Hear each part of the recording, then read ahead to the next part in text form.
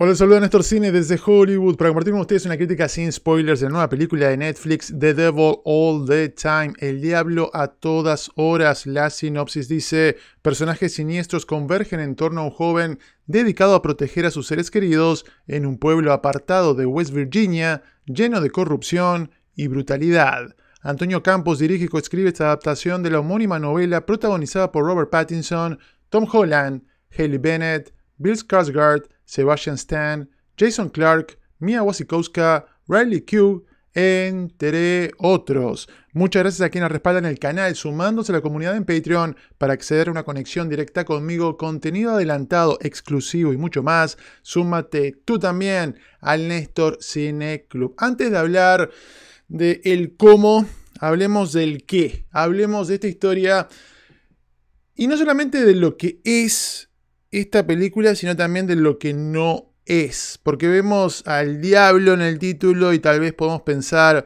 que es una película de terror, que no lo es, o es una película de horror sobrenatural, que tampoco es. ¿Qué es? Es una película de horrores reales, con un puñado de personajes siendo víctimas, victimarios, en varias ocasiones las dos cosas, de acciones aberrantes cometidas por personas y también por una serie, vamos a decir, de eventos desafortunados.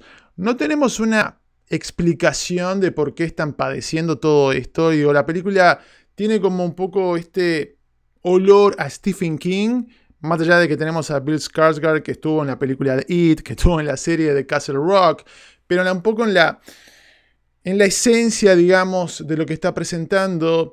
Pero a diferencia de algo como la serie de Outsider, donde teníamos una explicación de por qué este torbellino de desgracias, que en ese caso, en esa historia de Stephen King, era por una entidad que desencadenaba estas situaciones y se alimentaba del dolor que estaban generando.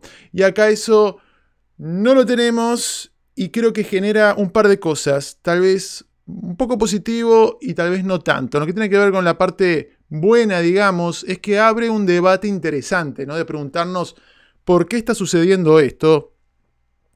Y por la carga religiosa que tiene la historia, creo que no solamente podemos quedarnos con, es simplemente un retrato bastante duro de lo negativo que puede ser, o lo malvado, o lo violento que puede ser el ser humano. El narrador que tenemos en la película, que es un narrador omnisciente, omnipresente, que está traído a la vida por el propio escritor de la novela, lo cual me pareció algo interesante. En un momento al comienzo dice: algunos dirán que fue suerte, otros que fue la intención de Dios. Por cómo se dieron las cosas, diría que ambas. Entonces, es interesante porque el título de la película supuestamente tiene que ver con el diálogo o algo que está pensando un niño, ¿no? Que su padre, al estar construyendo un altar, poniendo una cruz y rezando en todo momento, estaba combatiendo al diablo a todas horas. Pero de una manera un poco irónica, los personajes más religiosos, los personajes que activamente quieren acercarse a la gracia divina, son los que están sufriendo mayores padecimientos y quienes están creando más dolor sobre otras personas. Entonces siento que el fanatismo, las religiones y hasta Dios, uno puede interpretar que esta historia está poniendo en el banquillo de los acusados, porque este ser todopoderoso o activamente está castigando a quienes más fielmente, en teoría, quieren acercarse a él, o por lo menos quienes dicen estar cerca de él y quienes están buscando tener una experiencia religiosa, son los que sufren las peores consecuencias. O la otra opción es que simplemente está ignorando el sufrimiento que padecen a manos del demonio, ¿no? Como que son un poco las dos alternativas que tenemos, pero tal vez hay un palo un poco más indirecto y principal a Estados Unidos en general. La película pinta este retrato costumbrista, perdón, de la americana, de esta cultura estadounidense rural, que muchas veces se muestra como el alma más pura de esta nación, contrastando con las grandes ciudades cosmopolitas en las costas que están un poco siendo la parte podrida de la manzana, vamos a decir.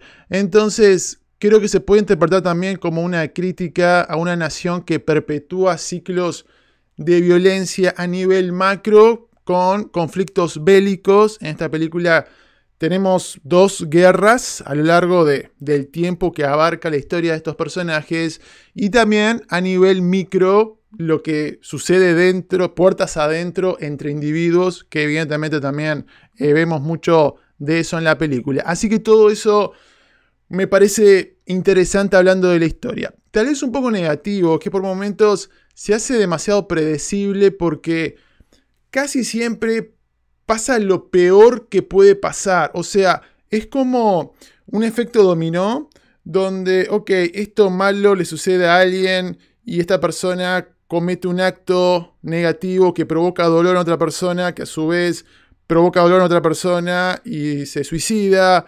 Y después esa persona que se suicidó dejó una persona que después fue asesinada. Y después el asesino es asesinado. Entonces se desencadena todo esto que uno dice, ok, creo que en esta situación lo peor que puede pasar es X. Y después termina pasando porque la película se mete un poco, vamos a decir, en ese ritmo. Y también esta cantidad y la intensidad con la cual se ensaña la historia, el escritor, quien quiera que sea, con estos pobres personajes, por momentos a mí me resultó un poquito tragicómico. Voy a poner un ejemplo. Hay un momento donde hay un personaje que se va a suicidar, a mitad de camino se arrepiente y cuando quiere salirse de esa situación accidentalmente se mata. Entonces como que ya es una cosa de, ok, es hasta, ¿cómo lo puedo decir? Disparatadamente oscura la película y no tiene la intención de causar gracia en ningún momento. Pero creo que hay un poco de exceso por ese lado. Lo que tiene que ver con el cómo está contada esta historia, que para mí personalmente es tal vez un poco lo más valioso. Digo, tiene lo suyo la historia, pero me da la sensación que tiene más mérito cómo se está llevando todo esto a la vida. Lo que tiene que ver con las actuaciones, todos muy bien, haciendo su mejor acento, un poco de persona de campo, vamos a decir, del noroeste de este país. Resalto a Bill Skarsgård, resalto a Tom Holland y resalto a esta muchacha Riley Keough, que la vimos en The Lodge a comienzos de año, por lo menos en Estados Unidos, una película propiamente de horror.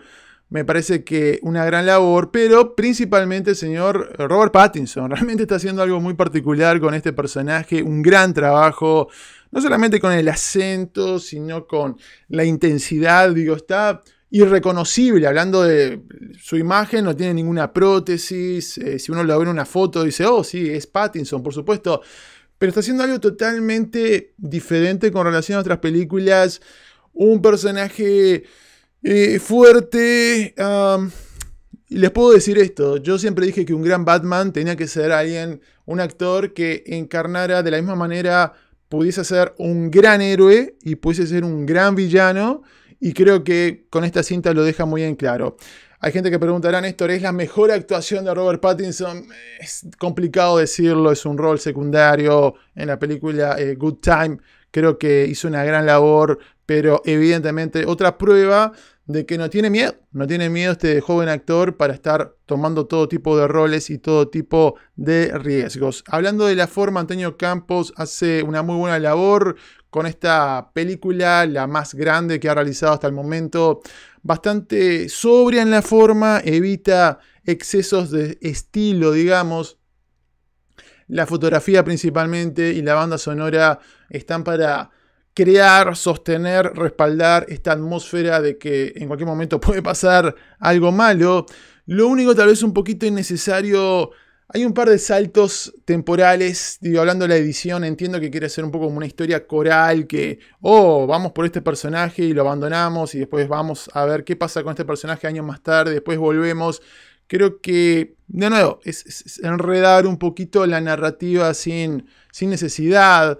Y en lo que tiene que ver con la violencia, me gusta porque es un poco el estilo de los hermanos Coen o, por ejemplo, más recientemente Martin Scorsese en The Irishman. Es una violencia muy del momento, fuerte, sin cámara lenta, sin ponerle demasiada sazón, digamos. Es como que somos testigos presenciales de estos actos de violencia, que son varios y hay varias postales realmente fuertes, retorcidas en la película que causan bastante impacto. Señores y señores, para resumir, un café negro que sabe a lo más amargo de la naturaleza humana, pero que merece ser probado por su gran preparación. A cinéfilos que no estén de humor para un infierno en la tierra, puede que les resulte cuesta arriba, pero difícilmente exclamen ¡al diablo! Con esta película. Los invito a seguirme en las redes sociales buscándome como Néstor Cine. Denle like al video, suscríbanse al canal activando la campana. Visiten el Néstor Cine Club y dejen